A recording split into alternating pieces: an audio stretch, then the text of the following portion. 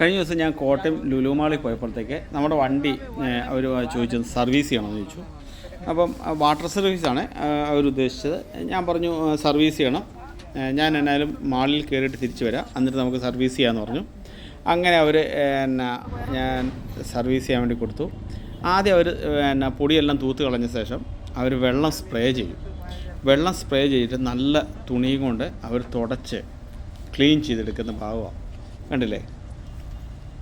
അത് നമ്മുടെ ജീവിതത്തിലെ അനുഭവമായിരുന്നു. കാരണം വെച്ച് കഴിഞ്ഞാൽ ആദ്യം അത് കുറഞ്ഞ വെള്ളം, ഏകദേശം അത്രയേ വേണ്ടൂ. ഒരു വണ്ടി കഴുകാൻ വലിയ വെള്ളത്തിൻ്റെ ഒന്നും ആവശ്യമില്ല എന്നുള്ളത് അവിടെ നിന്നാണ് നമുക്ക് ബോധ്യം വന്നത്.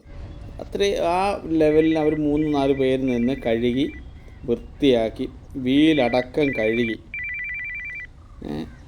ഇതിനു വേണ്ടി തന്നെ ആൾക്കാരുണ്ട് കേട്ടോ. അതൊരു നല്ലൊരു വരുമാനമാണ്. ഏകദേശം 200 രൂപയായിരുന്നു ഒരു വണ്ടി കഴുകാൻ വേണ്ടി.